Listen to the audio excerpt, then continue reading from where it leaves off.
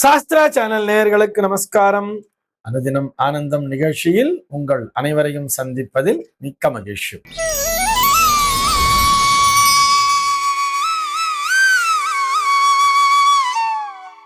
இன்று 18/8/2026 இந்த நாள் குறித்து பஞ்சாங்கம் என்ன சொல்றதுன்னு பார்க்கலாம் வாங்கும். இன்றைய தினம் பராபவ வருடம் ஆவணி மாதம் 1ஆம் தேதி செவ்வாய்க்கிழமை. திதி பார்த்தோம்னா வளர்பிறை ஷஷ்டி திதி மாலை 5:51 வரைக்கும் இருக்கு. அதனை தொடர்ந்து வளர்பிறை சப்தமி திதியானது வந்து விடுகிறது. இன்னைக்கு நட்சத்திரம் பார்த்தோம்னா சுவாதி நட்சத்திரம் நாள் முழுவதுமே வியாபிச்சுருக்கு. இந்த நாள் முழுவதுமே ஒரு சித்தயோகம் கூடிய நாளாக அமைந்திருக்கிறது. இதுபோக பஞ்சாங்கத்திலே வரக்கூடிய யோகம் அப்படின்னு சொல்லி பார்த்தோம்னா இன்றைய தினம் சுக்லம் அப்படிங்கிற ஒரு நாம யோகத்தை கொடுத்திருக்கா. கரணம் பார்த்தோம்னா தைத்திலம் அப்படிங்கிற ஒரு கரணத்தை கொடுத்திருக்கா. இந்த நாளானது ஒரு சமநோக்கு நாளாக அமைந்திருக்கிறது. இன்னைக்கு என்ன ஸ்பெஷல் அப்படின்னு சொல்லி பார்த்தோம்னா இன்றைய தினம் பஞ்சாங்கத்திலே ஷஷ்டி விரதம் அப்படிங்கிறத கொடுத்திருப்பா. இது போக இந்த நாளானது ஒரு மங்கள சஷ்டி நாளாக கொண்டாடப்படுகிறது. இது என்ன மங்கள சஷ்டி அப்படின்னு சொல்லி பார்த்தோம்னா மங்களவாரம் சொன்னா செவ்வாய்க்கிழமை, செவ்வாய்க்கிழமை நாளும் ஷஷ்டி திதியும் ஒன்றாக இணைகின்ற நாளை மிகவும் விசேஷமான முறையிலே மங்கள சஷ்டி என்ற பெயரிலே கொண்டாடுகிறார்கள். காரணம் என்னன்னு சொல்லி பார்த்தோம்னா செவ்வாய் அப்படின்னு சொன்னாலே நமக்கு சுப்பிரமணிய சுவாமிங்கிறது ஞாபகம் வந்துடும். சஷ்டி விரதம் என்பதும் சுப்பிரமணிய சுவாமியை முன்னிறுத்தி தான் மேற்கொள்வார்கள். ஆக இன்றைய தினம் அவசியம் அருகிலுள்ள முருகப்பெருமானுடைய ஆலயத்திற்கு சென்று இறைவனை சிறப்பு வழிபாடு செய்து வணங்க வேண்டியது. சென்னையை பொறுத்தவரை இன்றைய தினத்தினுடைய சூரிய உதயம் என்பது காலை 6 மணி அளவிலும் சூரிய அஸ்தமனம் என்பது மாலை 6:25 சம்பவிக்கிறது. இன்றைய தினத்தினுடைய நல்ல நேரம் சொல்லி பார்த்தோம்னா காலை 8 மணி முதல் 9 மணி வரையிலும் மாலை 5 மணி முதல் 6 மணி வரையிலும் நல்ல நேரமே. சென்னையை பொறுத்தவரை இன்றைய தினத்தினுடைய ராகு காலம் என்பது மதியம் 3:18 முதல் மாலை 4:51 வரையிலும், யமகண்டம் என்பது காலை 9:06 முதல் பகல் 10:39 வரையிலும், குளிகை காலம் என்பது மதியம் 12:12 முதல் 1:45 வரையிலும் சம்பவிக்கிறது. தினாந்தம் பார்த்தோம்னா இன்றைய தினம் இரவு 1:39 கொடுத்திருக்கா. சூலம் பார்த்தோம்னா இன்றைக்கு வடக்கே சூலம், பகல் 10:58 வரையில் சூல தோஷம் என்பது உண்டு. அதற்குரிய பரிகாரமாக பால் அருந்திவிட்டு வடக்கு திசையை நோக்கி பயணிக்கலாம் அப்படிங்கிறதையும் சொல்லி இருக்கா. இன்றைய தினத்தினுடைய ஆன்மீக தகவலாக, இது ஆன்மீக தகவல்னு சொல்றதை விட ஜோதிட தகவல் அப்படின்னு தான் சொல்லணும்.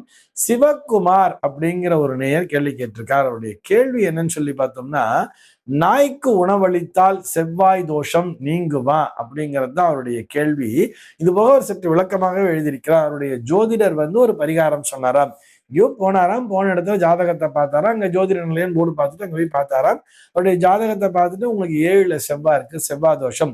இந்த செவ்வாய் தோஷம் போகணும்னு சொன்னா நீங்க டெய்லி அந்த நாய்க்கு, ரோட்ல இருக்கிற நாய்க்கு சாப்பாடு வைங்க அப்படின்னு சொல்லிட்டு அவர் அதற்குரிய என்ன லாஜிக்கான ஒரு ரீசனை சொன்னான்னு பார்த்தோம்னா செவ்வாயினுடைய அதிதேவதை பைரவர். செவ்வாயினுடைய அதிதேவதை பைரவர்ங்கிறதுனால இந்த பைரவனுடைய வாகனம் தான் இந்த நாய். நீங்க எப்படி சனிக்கு பிரீத்தினா காக்காய்க்கு சாதம் வைக்கிறோமோ அந்த மாதிரி செவ்வாய் தோஷம் போகணும்னா நீங்க டெய்லி நாய்க்கு சாப்பாடு போச்சுட்டே இருந்தீங்கன்னா உங்களுக்கு செவ்வாய் தோஷங்கிறது நீங்கிடும் அப்படிங்கிற மாதிரி சொன்னாராம். இது உண்மையா என்பதுதான் அவருடைய கேள்வியாக அமைந்திருக்கிறது. முதல்ல எப்பொருள் யார் யார் வாய் கேட்பினும் அப்பொருள் மெய்ப்பொருள் காண்பது அறிவுன்னு சொல்லியிருக்கார் இல்லையா வள்ளுவர். அதற்குள்ள நம்ம வந்துடணும். ஒரு லாஜிக்கலா அவர் கனெக்ட் பண்ணியிருக்கார். Right, okay. ஆனால் செவ்வாய் தோஷம் அப்படிங்கிற ஒரு விஷயத்தை பத்தி நம்ம அடிக்கடி பேசிகிட்டே வரோம். செவ்வாய் தோஷம் என்ன பண்ணும் அப்படிங்கிறத தெரிஞ்சுக்கணும் இல்லையா. முதல்ல செவ்வாய் தோஷம்னாலே நம்ம திருமணத்திற்காகத்தான் சொல்ற. ஒண்ணு ஆணுக்கு இருந்தால் பெண்ணானவள் இறந்து விடுவாள், தங்க மாட்டாள். அதே மாதிரி பெண்ணுக்கு இருந்தால் கணவர் இறந்து விடுவார் அப்படிங்கிற மாதிரிலாம் வச்சுட்டு இருப்பார். 7ல் செவ்வாய் இருக்கு தோஷம் அப்படிங்கிற மாதிரி. இப்ப நாய்க்கு உணவளிக்கிறது இல்ல வேற ஏதோ ஒரு பரிகாரம் பண்றோம், இதெல்லாம் வச்சுப்போம். இதெல்லாம் பண்றதுனால இந்த செவ்வாய் அந்த 7ஆம் இடத்திலிருந்து அகன்று விடுமா என்ன? நிச்சயமா அகலாது தானே. 7ஆம் இடத்துலதான் இருக்க போறது. அதற்குரிய பலன் என்ன அப்படிங்கிறத நம்ம புரிஞ்சுக்கணும். அதனுடைய விளைவு என்ன அப்படின்னு சொல்லி பார்த்தோம்னா செவ்வாயினுடைய அம்சத்திலே ஒரு வாழ்க்கை துணை என்பது அமையும் என்பதுதானே. செவ்வாயினுடைய அம்சம்னா என்ன? செவ்வாய்னா சற்று வீரம் மிக்கவராக இருப்பார், நல்ல வேகமான மனிதராக இருப்பார், பட்டு பட்டு அவசரப்படக்கூடியவர்களாக இருப்பார்கள், டக்குன்னு கோபம் வரக்கூடிய மனிதர்களாக இருப்பார்கள். அது ஆணாக இருந்தாலும் சரி, பெண்ணாக இருந்தாலும் சரி, அது கணவனை குறிக்கின்ற இடமாக இருந்தாலும் சரி, மனைவியை குறிக்கின்ற இடமாக இருந்தாலும் சரி, வாழ்க்கை துணை என்பவர் செவ்வாயினுடைய குணாதிசயத்தை பெற்றிருப்பார். ஆனால் அந்த செவ்வாய்க்கே விசேஷமான குணம் என்பது உண்டு தெரியுமா? என்ன தெரியுமா? அப்படியே தன்னுடைய தலைவன் சொன்னதை கேட்கக்கூடிய, கண்மூடித்தனமாக கேட்கக்கூடிய ஒரு தொண்டன் என்பவனும் செவ்வாய்தான். அந்த செவ்வாயினை எப்படி பக்குவப்படுத்த வேண்டும் என்பதை நம்முடைய லக்னம் என்பதுதான் தீர்மானிக்க வேண்டும். நம்ம தான் அதை தீர்மானிக்கணும். அவருடைய குணம் டக்கு டக்குன்னு அவசரப்படக்கூடியவர்களா இருந்தால் அவர்களை எப்படி பயன்படுத்தி கொள்ள வேண்டும் என்பதை நாம் தானே தீர்மானிக்க வேண்டும். சரி, இது ஒரு புறம் இருக்கட்டும். இந்த நேயர் கேட்டிருப்பது போல செவ்வாயினுடைய அதிதேவதை பைரவர் அப்படின்னு சொல்லியிருக்கான்னு சொன்னா நிச்சயமாக இல்லை, அதுக்கு சம்பந்தமே இல்லை. அந்த வேதோக்தமாக பார்த்தோமே ஆனால் செவ்வாய் அப்படின்னு வரும்பொழுது சூக்தத்திலேயே வரும். அதுல எப்படி சொல்லி இருப்பா அப்படின்னு சொல்லி பார்த்தோம்னா, பிருத்திவி என்பதுதான் அதிதேவதையாகவும் பிரத்யதி தேவதையாக க்ஷேத்திரபாலகன் என்பதை கொடுத்திருப்பார்கள். அந்த க்ஷேத்திரபாலகன் என்பதைத்தான் இவர் பைரவர் என்ற பெயரிலே சொல்லி இருக்கிறார்கள் கூட எடுத்துக்கலாம். ஆனால் பைரவர் அப்படிங்கிறதுக்கும் செவ்வாய்க்கும் என்ன சம்பந்தம் அப்படின்னு சொல்லி பார்த்தோம்னா, அந்த குணத்தின் அடிப்படையில் தான். பைரவர் தானே ஒரு போலீஸ்மேன் அப்படின்னு சொல்லுவோம் தெரியுமா? நமக்கு பாதுகாப்பு அளிக்கக்கூடியவர் தான் பைரவர் என்பது. நம்ம ஒரு ஆலயத்துல கூட பார்த்தோம்னா, ஆலயத்தை பூட்டிட்டு சாவியை கொண்டு போய் பைரவர்கிட்ட வச்சிருவா. அந்த நாள்லாம் பைரவர் சனையில கொண்டு போய் சாவி வச்சிடுவா. மறுபடியும் மறுநாள் பார்த்தோம்னா பைரவர் சனையில இருந்தா சாவி எடுத்துட்டு போய் அந்த மூலஸ்தானத்தினை திறப்பார்கள். ஆக அந்த ஆலயத்தினை பாதுகாப்பவராக, இப்ப நம்ம க்ஷேத்திர பாலகன் ஒருத்தரை தான் நம்ம பிரத்யதி தேவதையா சொல்லி இருக்கு அப்படின்னு சொன்னோம் இல்லையா?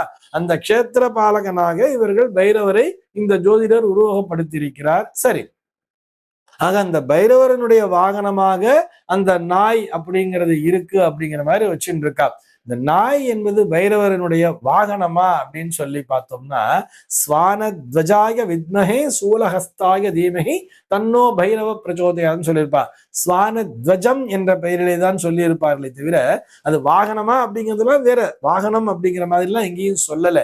ஸ்வானம் என்பதை கொடியிலே வைத்திருப்பார்கள். அதாவது நாய் என்பது அவருடைய வருது அப்படின்னு கூட வச்சுக்கலாம். நம்ம நாய் தானே வீட்டை காக்கும் அப்படிங்கிறத வச்சுட்டு இருக்கோம் இல்லையா? நாயும் அந்த பாதுகாவல் பணியைத்தான் செய்கிறது. நாயை பார்த்தாலே ஒரு பயம் வர்றதுங்கிறதுனால செவ்வாயினுடைய தாக்கத்தினை அதுவும் பெற்றிருக்கிறது. நல்லதான் யோசிச்சிருக்காரு, நல்ல லாஜிக் தான் அது, அதெல்லாம் ஓகே தான். ஆனால் தொடர்ந்து நாய்க்கு உணவளிப்பல் அல்லது நாயை வளர்த்தல்னு கூட வச்சுக்குமே, ஒரு நாயை நம்ம வீட்டுல வளர்க்கறதுனால, தொடர்ந்து வளர்த்து கொண்டு வருவதால் செவ்வாய் தோஷம் நீங்கி விடுமா அப்படின்னு சொன்னா நிச்சயமாக நீங்காது. ஆனால் என்ன நடக்கும் தெரியுமா? நம்முடைய மனமானது பக்குவப்படும். ஒரு டாக்கு ஃபீட் பண்றோம் அப்படின்னு சொன்னா, நாய்க்கு உணவளிக்கும் பொழுது நம்மையும் அறியாமல் நம்மிடத்திலே ஒரு கருணை உள்ளம் என்பது பொங்குகிறது. நம்ம வீட்டிலேயே ஒரு நாய் வளர்த்துட்டு இருக்கோன்னே வச்சுக்குமே, அந்த நாய் நம்ம வீட்டு எங்கேயோ வெளியிலேருந்து வரும் ஒரு கோபமான மனநிலையிலே வரும் பொழுது கூட, ஒரு செவ்வாயினுடைய ஆதிக்கத்தை நாம் பெறும் பொழுது கூட, அந்த நாயானது நம்ம இடத்திலே வாளை ஆட்டும் பொழுது நம்மையும் அறியாமல் நம்முடைய கோபமானது குறைந்து விடுகிறது அல்லவா? அப்ப அதுக்கு நம்ம சாப்பாடு போடும் பொழுது இன்னமும் நம்முடைய மனமானது பக்குவப்படுகிறது.